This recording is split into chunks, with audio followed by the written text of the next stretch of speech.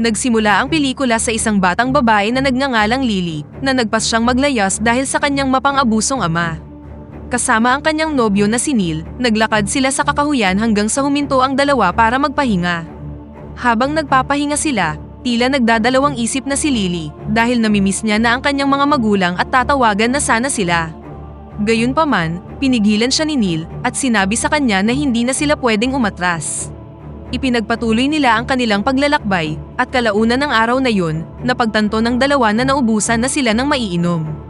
Dahil dumidilim na ang langit, nagpa siya ang dalawa na ihinto ang kanilang paglalakbay at magtayo ng tent para sa gabi. Si Lily ang naatasang magtayo ng tent habang si Neil naman ay naghanap ng tubig. Pagkatapos makahanap ng mapagpapahingahan sa loob ng tent, napagtanto ni Lily na kinuha ni Neil ang kanyang cellphone. Magdamag siyang naghintay sa pagbabalik ng kanyang nobyo, ngunit hindi na ito bumalik. Nang sumunod na umaga, kinakabahang ipinagpatuloy ni Lily ang paglalakad ng mag-isa hanggang sa makarating siya sa isang bahay at tumakbo papunta doon. Winelcome siya ng isang lalaking nagngangalang Evan at agad na hiniling sa lalaki na makikigamit siya ng landline para tawagan ang kanyang nawawalang kasintahan. Gayunpaman, nagsimula siyang makaramdam ng kakaiba nang ipilit ni Evan na dapat siyang maligo sa kanyang bahay. Nang mawirduhan, nagpa siya si Lily na lumayo sa bahay at nagbago ang kanyang isip. Gayunpaman, tumanggi si Evan na paalisin siya I want you to come inside so we can try to have a normal conversation. at nagawang pabalikin siya sa loob. Humingi siya ng paumanhin para sa kanyang pag-uugali kanina at unti-unting naramdaman ni Lily na meron siyang sakit sa pag-iisip. Sinubukan pa rin niyang umalis, ngunit sinimulan siyang taasan ng boses ni Evan bago siya kinaladkad sa isang silid. Get in and think about it. Matapos puwersahang ikulong sa loob ng isang kwarto, nakita ni Lily sa buong dingding ang mga clipping ng pahayagan ng mga nawawalang tao.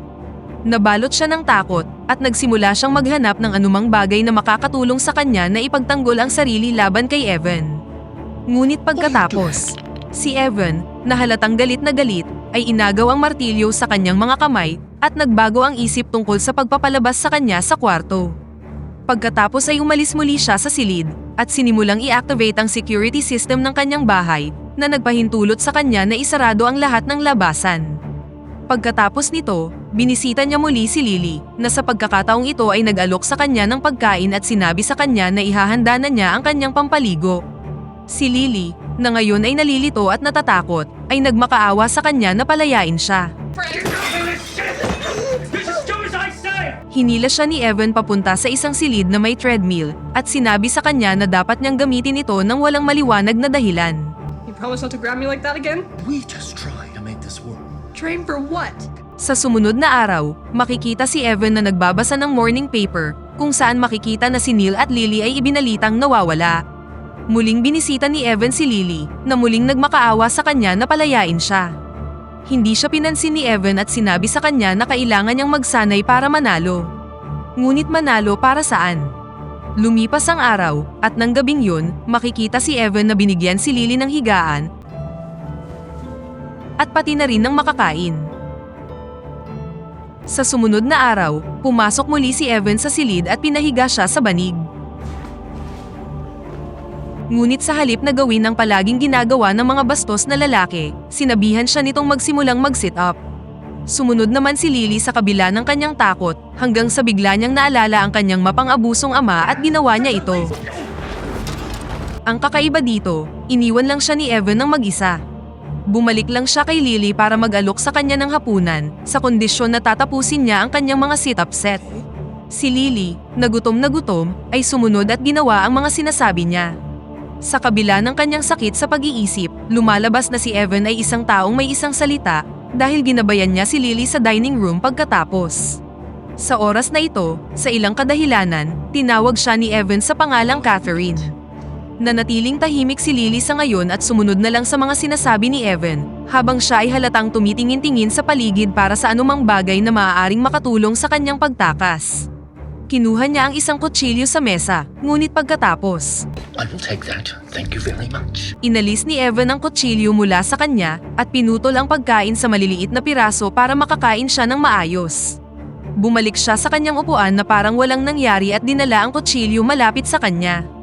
Si Lily, na ngayon ay mas lalo pang nadismaya, ay nagsimulang maghagis ng mga piraso ng kanyang pagkain na kalaunan ay umubos sa pasensya ni Evan. You're gonna disrespect the food and get out of my sight! Kalaunan ng araw na yun, pumunta si Evan para muli siyang makita at sinabihan siyang isuot ang damit na binili niya para sa kanya. Pagkatapos ay sinet up ni Evan ang isang treadmill at inutos sa kanyang gamitin ito. Habang nag-eehersisyo si Lily, binisita si Evan ng kanyang kapatid para kamustahin siya. Tuwang-tuwang sinabi sa kanya ni Evan na bumalik na si Catherine at ngayon ay nag-eehersisyo siya sa ibaba. Labis na nag-alala ang kapatid at nakatitiyak siyang nakalimutan ni Evan na uminom ng kanyang mga gamot. Sinabi niya kay Evan na kailangan niyang magpa-therapy at ito ay naka-offend kay Evan na malinaw na iniisip na 100% siyang matino. Dito nabunyag na si Evan ay dumaranas ng delusional disorder. Nagkaroon ng pagtatalo ang magkapatid hanggang sa umalis ang kapatid ni Evan sa pagkadismaya. Hindi nagtagal, bumalik si Evan sa basement para tingnan si Lily at ibinalita sa kanya na bumisita ang kanyang tiyuhin kanina. Nang marinig ito, nakaramdam si Lily ng pag-asa, ngunit sa kasamaang palad ay huli na siya dahil nakaalis na ang kapatid ni Evan sa lugar.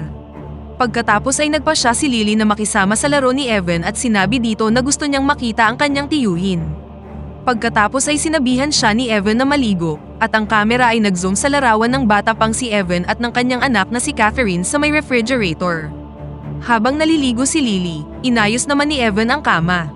Siya ngayon ay malalim na sa kanyang delusyon na si Lily ay ang kanyang anak na babae na si Catherine. Nag-aatubili si Lily na makisama at sumang-ayon din na isuot ang mga damit ni Catherine. Kalaunan, nakita ni Lily ang isang larawan ni Catherine kasama ang kanyang mga magulang at nakita din ang diary ni Catherine sa ilalim ng kama. Pagkatapos maglaan ng ilang oras upang tingnan ito, lumabas si Lily sa kwarto at nagsimulang sumubok na tumakas. Okay. Tinanong ni Evan kung saan siya pupunta at sinabi ni Lily na gusto niya lang makita kung kailangan niya ng tulong. Tinanggap siya ni Evan sa kusina at si Lily ay muling napilitang makisama. Nang sa tingin niya ay hindi nakatingin si Evan, sinubukan niya muling lumabas ngunit nabigo siya. Sa pagkakataong ito, sinabihan siya ni Evan na bumalik sa silid ni Catherine. Nang wala ng ibang choice, nagpasya si Lily na basahin pa ang diary ni Catherine. Dito niya nalaman na si Evan ay isang overprotective pushover na pinaparusahan si Catherine sa tuwing nabibigo siya sa mga simpleng bagay tulad ng pagkahuli sa larong tago-taguan. Siya rin ang nagtulak sa kanya na laging mag-ensayo para maging champion siya sa sports. Hindi ito naging okay sa kanyang ina dahil hindi normal ang sobrang ehersisyo sa 12 years old na babae na humantong sa palagiang pagtatalo ng mag-asawa. She's gonna thank me one day, you're gonna see that. Habang nagbabasa si Lily, nakatagpo siya ng isang part na nagsasabing nang magkaroon ng regla si Catherine, hindi alam ni Evan kung paano kumilos dahil hindi niya talaga ito naiintindihan. Nang malaman ito, nakaisip si Lily ng isang ideya. Nagpasya siyang tawagan si Evan at hiniling sa kanya na bilhan siya ng ilang napkin dahil inabutan na siya, kung saan naniwala naman si Evan dito. Bago siya umalis ng bahay, inutos niya kay Lily na mag-ehersisyo muli sa basement. Nagbasa muli si Lily ng diary hanggang sa marinig niyang nakabalik na si Evan. Nang mag-park si Evan sa kanyang garahe, dumating si Neil at tinanong kung nakita ba niya ang kanyang nawawalang kasintahan. Nang makita ang larawan ni Lily, ang delusional na si Evan ay nagsimulang maghinala kay Neil na ipinadala siya ng kanyang kapatid upang dalhin siya sa mental hospital. Dahil dito, inutos niya kay Neil na umalis at nagbanta pa na tatawag siya ng pulis. Si Neil, na nawiwirduhan sa matanda, ay kaagad na umalis sa lugar. Okay. Jeez, psycho. Pagpasok sa loob, hiniling ni Evan kay Lily na sukatin ang kanyang taas at sa mga sandaling yun, nagkaroon siya ng paghihinala nang ma-realize na mas maikli si Lily kaysa kay Catherine. Para hindi mabuking, tumiyad si Lily para magmukha siyang mas matangkad. Pagkatapos nito, inutos sa kanya ni Evan na mag-skip rope. Si Lily, na napagod na sa pagsunod sa mga gawain, ay nagpas siyang bugbugin siya. At pagkatapos ay inutos kay Evan na ibigay sa kanya ang mga susi sa silid. How could you do that? Your own father. How could you do that to your own father? Nang gabing yun, ipinagpatuloy ni Lily ang pag-aaral ng diary ni Catherine at natuklasan na namatay ang asawa ni Evan sa isang car accident. Nagambala si Lily nang tawagin siya ni Evan para sa hapunan at agad na sinamahan siya sa dining room. Patuloy na ginagawa ni Evan ang palagi niyang ginagawa para kay Catherine sa kabila ng pagbugbog sa kanya kanina ni Lily. Sa puntong ito, nagsimulang makonsensya si Lily sa kanyang ginawa at humingi ng tawad kay Evan. I'm sorry. Sa panahong ito, sinubukan niyang sabihin kay Evan na kailangan niyang pumasok sa paaralan sa lalong madaling panahon dahil matatapos na ang school break. Gayunpaman, prangkahang sinabi sa kanya ni Evan na dito lang siya mag-aaral sa bahay. Pagkatapos ng hapunan, hiniling ni Evan kay Lily na maglaro sila ng hide and seek, isang laro na dati niyang nilalaro kasama si Catherine. Nakisama naman dito si Lily, at nagpanggap na nagkaroon siya ng injury habang naglalaro, na sa totoo ay biro lamang para magkaroon siya ng mas marami pang oras sa pagbabasa ng diary ni Catherine. Out of nowhere, nagkaroon ng isang lindol. Ginabayan siya ni Evan sa labas tungo sa kaligtasan, at pagkatapos, nagpatuloy sila sa paglilinis ng mga kalat sa loob ng bahay na dulot ng lindol. Nakita ni Lily ang isang naka-frame na larawan ni Evan sa isang karera, at ipinaliwanag nito sa kanya na ang gusto niya lang para sa kanyang anak ay sumunod sa kanyang mga yapak at maging isang track athlete. Sa sumunod na araw, sina Evan at Lily ay nasa labas ng bakuran. Nasa kalagitnaan sila ng run laps nang sinubukan ni Lily na tumakas muli. One more lap. Keep the pace up. No, wait.